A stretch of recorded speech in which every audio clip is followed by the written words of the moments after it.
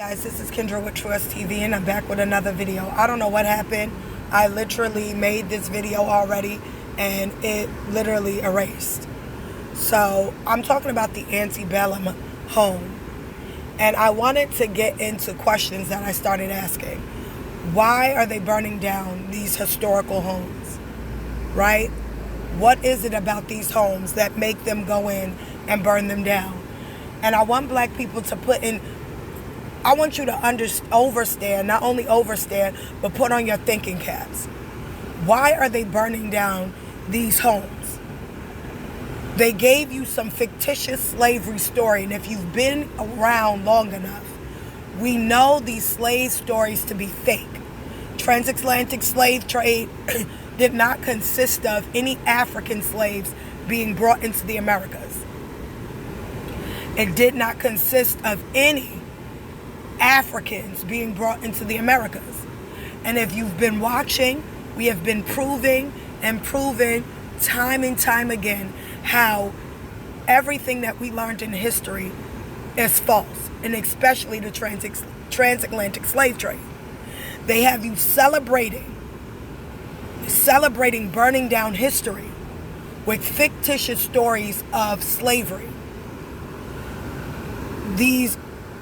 When you look up the Antebellum home, they can never give you the owners of the home of Antebellum. Who owned Antebellum House? Antebellum House is a home built in American Southern during the period between 1825 and 1860, before the Civil War. We know that the land was owned prior to the Civil War in America to brown-skinned people. Okay, understanding the caste system, understanding that they interchangeably use black and white to mean skin color one minute and to mean wealthy and poor the next. White being wealthy, black being poor, and having absolutely nothing to do with hue of complexion, right? They interchangeably use these codes and these word games to confuse you, right? So that you don't know who the true owners of these said lands were and are. So these homes are characterized by specific architectural styles. Most notable Greek Revival and Classical Revival feature elements like columns, grand staircases, symmetrical facades. They are often large mansions and plantations, homes that showcase the wealth of the era. Now we know prior to the Civil War, if you go back to that Dane Calloway video where he tell you how the Ku Klux Klan, you might could find the video on YouTube, why the Ku Klux Klan was created was due to the jealousy that the white Slavs who were brought as slaves, allegedly, right, came in and they were jealous of the wealth of the black people, and they conspired to burn the towns down. And so you will know that prior to the Civil War, black people owned these lands. So the Antebellum house would be owned by a black person. Whether or not it's conjecture to say slave labor built the home. You have to prove that. You have to prove that. Where's their proof that slave labor, or at least brown skin slave labor, built these homes? Right? And in Greek, specific Greek and Revival classic revival homes, you got to find out at that time frame what race of people were building homes in Greek and classical revival. And when I say what people, I mean what race, what nationality, right? Because in my family with the Mulberry Chapel Hill Church, that was my family built that church, and that was I believe they said that was a Gothic style church. It was Gothic. And you can find that Gothic architecture in Scotland. And I told you, I traced, if you didn't know from my last video that I made a while ago, where I talked about my own family bloodline and where I find a lot of our family come from Scotland. More of our family come from Scotland than the Americas, right? I find only one family bloodline so far that maybe, right, American Indian, and that's the Knuckles bloodline, right? Well, I find many of my family members to have come from Scotland. Brown-skinned people of Scotland, not white. And so I proceeded to ask Google, doing a quick little Google search, about the owners of Antebellum. Most of the time they have owners, right? They could trace the name to somebody. They'll give you a white face, even though it's not historically accurate, because these Slav people were enslaved in the Ottoman slave trade. And prior and even after the Civil War, did not own anything, and that was the reason for the creation of the KKK being established in America, is because a lot of these white people did not own anything and were impoverished. And so, anyway, asking that question, it says, while many antebellum mansions were built using the labor of enslaved people, so they say, could have been white people who were enslaved in America, could have been Asians, right, enslaved in America, because we know the Asian slave in colonial Mexico, from Chino to Indian. That's a good book, right? Could have been Asian. It could have been any group. How do we know that how do we even know it was slave labor and not just a bunch of architects who got together paying people to build a home, right?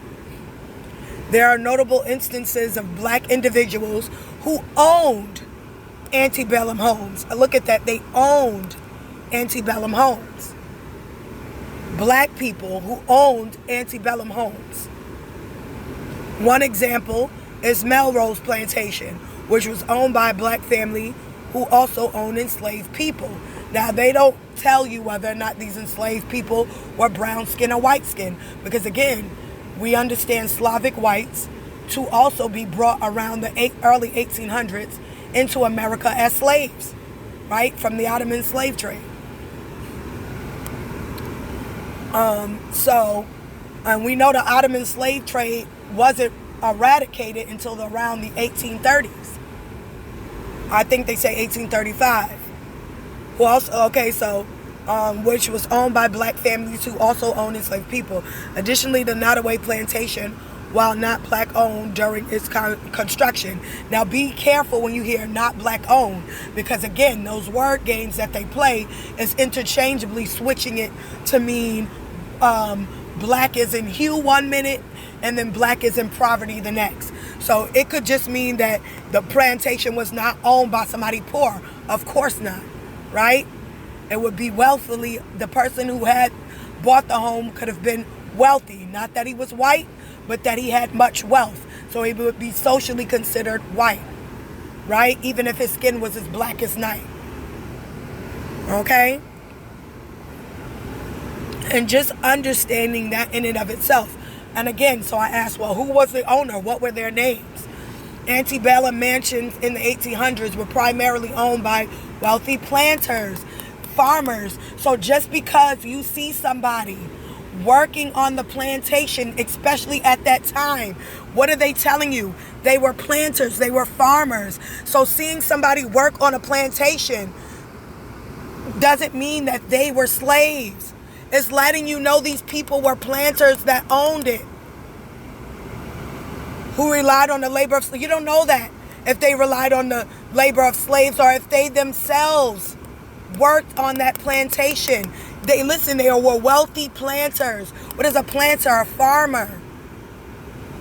Especially cotton. Yep, they had the cotton gins. Remember, we had cotton gins, factories. And they would come down and burn and lynch and kill black folks, stealing their factories, stealing their land and homes and houses. They're erasing this history on purpose, and they got you celebrating the erasing of the history using these fictitious slave stories that you then believe, and then you start celebrating the destruction of the property of your people. These planters accumulated wealth through trade, often ties to European markets. Don't be confused about that word European. It's blanketed because we know that the white folk who were Slavics also were now being considered in the 1800s European. But if you look at the tapestry of the Wild Man and Moore tapestry, you will know that prior to and during the Middle Ages, right, that so-called brown-skinned Europeans ruled in Europe.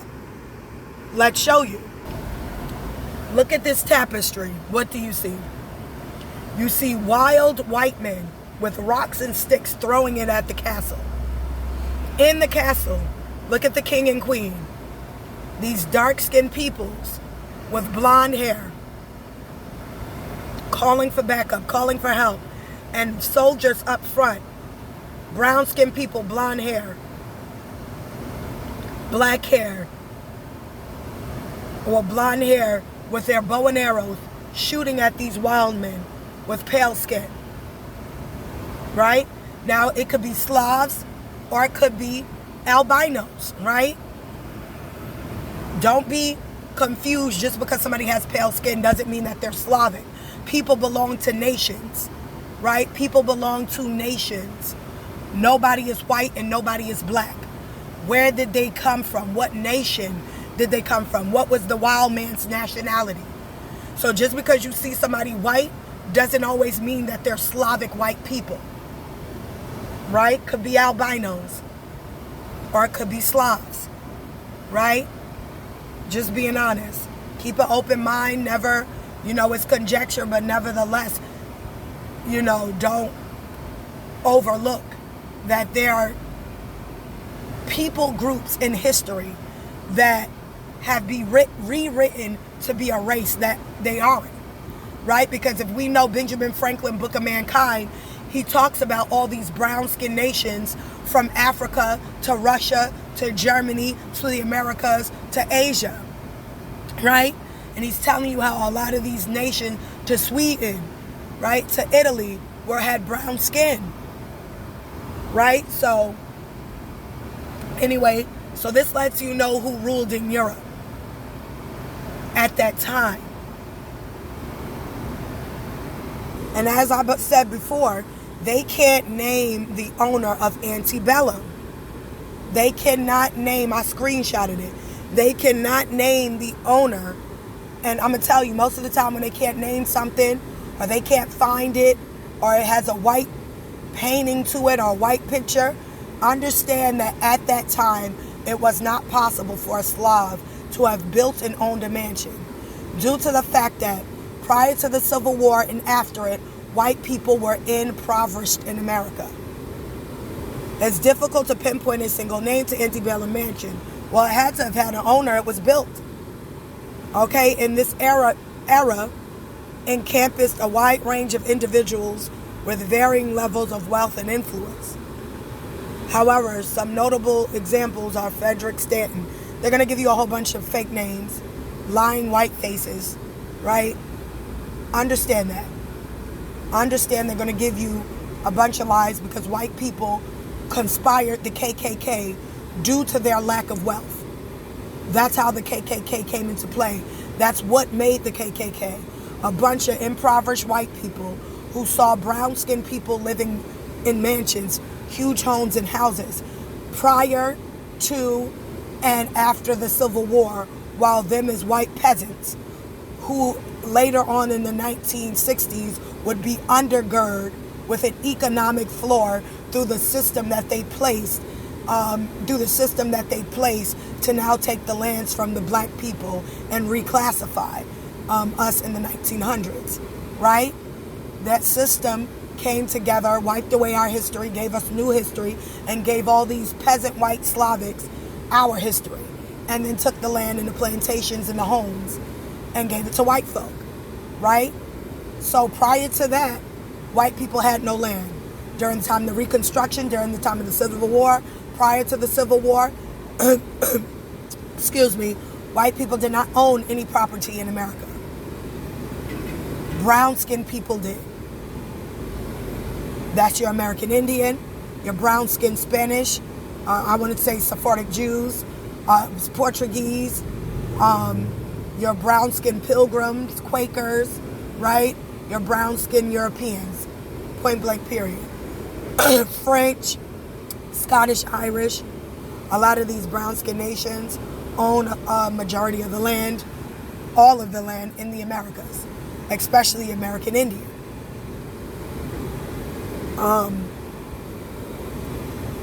So that is my spill, guys. Make sure you like, share, and subscribe. Stay up, stay blessed, put God first. Above all else, peace out. Bye.